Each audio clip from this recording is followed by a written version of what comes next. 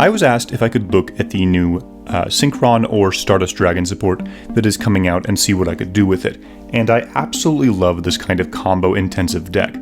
I tested the absolute heck out of it, and this is ultimately what I came up with. Now this is going to look very different than other Synchron builds, and that's because we're not going to be summoning like our super big boss monsters like Cosmic Blazer Dragon or Shooting Quasar Dragon. What we are going to do is we are going to be playing around one of the deck's biggest weaknesses.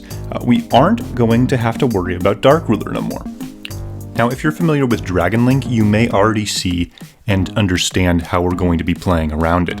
If you don't see it, however, don't worry about it too much. I am going to be showing our base combo first thing, and I promise after you see the base combo, a lot of these weirder choices in the deck will make a lot more sense. So let's go ahead and head on into our first combo so that I can go ahead and demonstrate. So your entire combo here can be done using Junk Synchron, assuming that you have a level 2 monster in grave. However, if you open your Gust or your Claw Crow alongside either Synchro Overtake or Foolish Burial, you can also make your board hand trap resistant.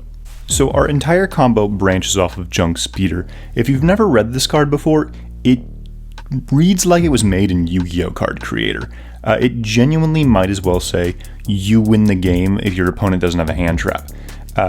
What it does is it summons as many Synchron tuner monsters from your deck as possible with different levels. The only real restrictions this card has is that you can't summon monsters from the extra deck the turn that you use it, except for Synchro monsters. Now the Stardust Synchron that we summon off of our Junk Speeder is going to allow us to get into our Arriving Miracle. And now Arriving Miracle will allow us to set up our Wish Converging Dragon. So this entire package right here is meant to be used in the Majestic Dragon strategy.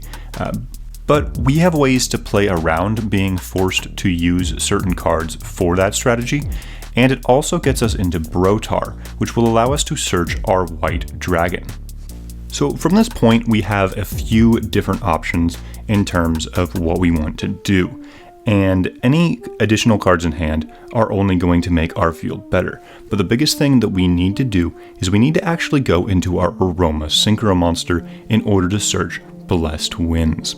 This will ultimately result in an additional negate as well, because we can use our Aroma Synchro monster along with our Stardust Synchron in order to make Baroness de Fleur.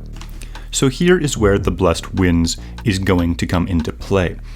Dark Ruler No More specifically says that your opponent cannot activate monster effects in response to it, but if you chain Blessed Winds, you can then use your Hot Red Dragon Archfiend Abyss in response to the Blessed Winds in order to negate the Dark Ruler No More as a separate chain link.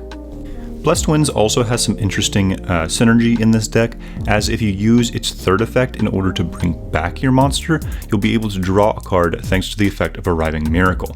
Another nice thing about this board is if your opponent does manage to break it, you do actually have a recovery play, as you can make Satellite Warrior using just cards in your graveyard, and you will have a lot of Synchro monsters in your grave, meaning Satellite Warrior will be able to pop usually your opponent's entire board, as it gets to destroy cards up to the number of Synchro monsters in your graveyard. Okay, so we've seen our base combo. Let's take a look at this deck in action. Now, our opponent does start here with a hand trap, but we were going to end up making a Herald of the Arclight if they didn't negate our first card anyway, so it really doesn't matter. Additionally, it appears as if our opponent is playing some kind of a Sky Striker variant, and unfortunately, going first against Sky Striker, they probably didn't stand a chance of winning either way, based on the amount of negates that we were going to make. But we also opened our White Dragon and our Black Dragon. That may sound bad, and it's definitely not optimal to open both, but that does mean that we can go ahead and search our Chaos Dragon Levianeer instead, meaning we'll be able to additionally rip at least one card out of our opponent's starting hand. And we already got a hand trap, meaning they're going to be starting with 4 cards and dealing with quite a few negates. Our next matchup is up against Dinosaurs, a much more modern meta threat. And you can see here that they did open a Psyframe Gamma, but we once again opened up full combo. Now it may seem crazy that we're opening full combo as much as we are, but keep in mind we're playing 13 different cards that can function as junk Synchron. Additionally, Claw Crow and Gust both serve the same purpose, meaning most of the time, if you open Synchro Overtake, you're going to have full combo. Now our plays here in this match are exactly the same as the ones that were performed during the combo video. However, you'll notice that our opponent is not going to be trading their Gamma for the Herald of the Arclight. This is important because it means that our XL Synchron can't use its effect. It can't do so under Herald. So instead of ending on our FA Synchro, we're instead going to end on Virtual World Shenshen. This will put our opponent under a Macrocosmos.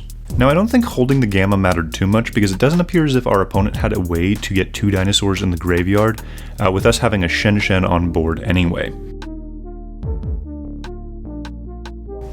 Our next matchup is up against @Gnister, and it appears as if we were going second. Now if you're a fan of this channel, you know that I am a huge fan of Cybers. So I was pretty terrified in this matchup because I knew all of the different things that our opponent could end on here. And I was kind of happy with what they ultimately decided to go with. Now while our opponent continues comboing here, if you've made it this far into the video, if you could do me a huge favor and give it a like, that would mean a lot to me. This was actually pretty hard to record. I wish I would have saved all of the replays that I actually did. I think I had about 7 people just quit the second that I activated tuning if I was going first.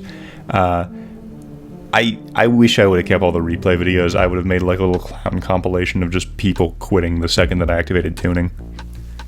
Okay, so we did not open all that great here, and our opponent has decided to end on a 6,000 attack Arrival Cybers. I have to respect the anime style of doing that. However, if they would have made more than 1 negate, I don't think we would have been able to do anything here. Now that 6,000 attack Arrival Cybers is going to be pretty hard to get over. I'm pretty sure our deck only has 1 out to it. However, I'm also pretty sure that just resolving Junk Speeder gets us our out on its own. But all this pretty well goes to show what the biggest problem with this deck is. If you don't open all that well, you pretty well cannot play second against the current meta, or most metas moving forward. Ultimately, this is kind of just an average synchro deck from like the 5Ds era. It's just you win if you resolve Junk Speeder, but you still need at least 2 cards to combo, and they have to be pretty specific cards. So if you choose to play this deck, I would definitely heavy side for going second. I could even see an argument for main decking stuff like Pancratops. So this is a really fun deck to play. It's absolutely amazing to have an auto win button in a deck, especially one that's as easy to make as Junk Speeder. That said, this deck does really struggle to go second. I would challenge anybody who is making this deck to figure out a better way to go second that doesn't hurt the consistency of the deck as a whole. So as of right now, I don't think I can see this deck doing much better than maybe topping a regional, even with the new support. One thing, however, that would really help this deck is getting a few cards off the ban list. I don't think I've ever been more envious playing a deck in the TCG and then just thinking of how many amazing cards the OCG has right now that would just make it so much better. Just look at Jet Synchron, for example. That card's at 3 in the OCG, and Mecha Phantom Beast O-Lion is still legal. That said, I don't see those cards coming off the ban list anytime soon, but it is important to remember that Synchrons are a main character deck. This is inevitably going to get even more support, and hopefully the support will help fix up some of those missing cards for the TCG. Anyway, thank you very much for watching the video. We recently passed 500 subs on the channel, so I do plan on having something out pretty soon in order to celebrate that. And if you enjoyed the video, be sure to like, comment, and if you haven't already yet, subscribe.